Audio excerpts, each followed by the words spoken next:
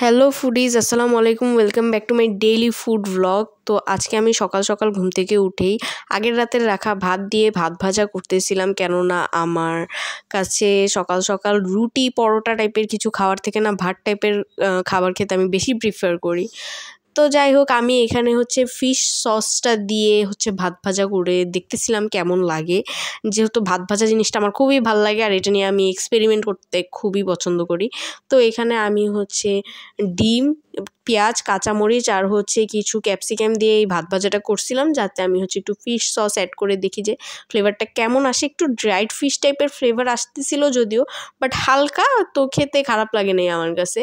So বাসায় দই ছিল, আমি একটু দইও খাইলাম। সকাল সকাল দই খেতে আমার ভালোই লাগে, অন্যরকম টেস্ট।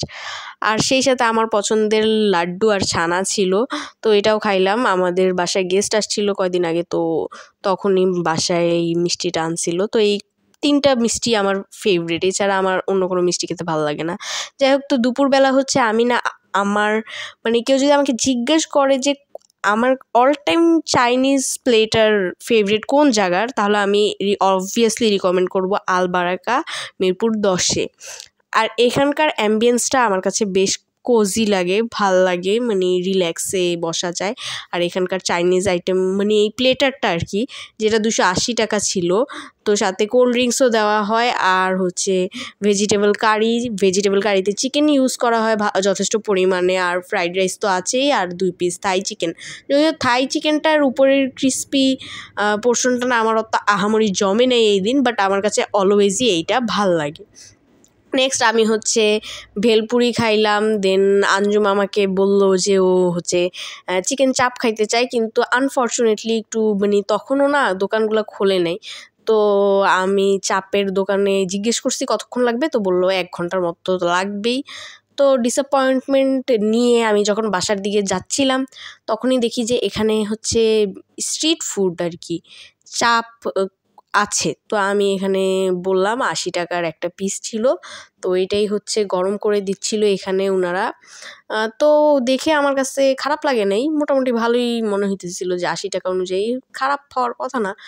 তো দেন এখানে পেঁয়াজ অ্যাড করছে, এরপরে টমেটো দেয়, এরপরে কী যেন একটা সস দিছে। মোস্ট প্রবাবলি এই সসটা দেওয়ার কারণে কী হয়েছে, খাবারটায় লবণের পরিমাণটা কম হয়ে যায়। সেই সাথে 2টা আমি টিকা নিয়েছিলাম আমার জন্য, তো আমি একটু টেস্ট করে দেখছিলাম, আহামরি লাগে নেই অতটা, অ্যাভারেজ।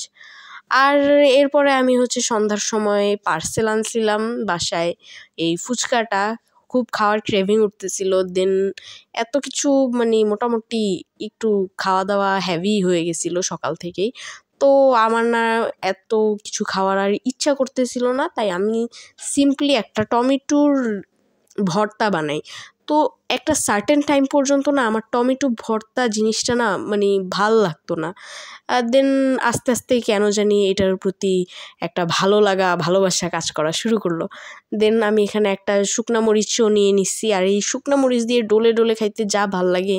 যেহেতু আমার আম্মু আবার শুকনা মরিচটা একটু ডিসলাইক করে, তাই আমি ভর্তায় দেই নেই, তাই আমি আলাদা করে শুকনা মরিচটা নিয়েছিলাম, যাতে আমি খেয়ে মজা পাই। তা আমার কাছে এই শুকনা মরিচ দিয়ে ডলে ডলে খেতে না খুবই মজা লাগে। আর স্পেশালি শুকনা মরিচের ভিতরে যে বিচিগুলো যখন একদম পোড়া পোড়া হয়ে যায় না, ওইটা দাঁতের নিচে পড়লে অনেক মজা লাগে।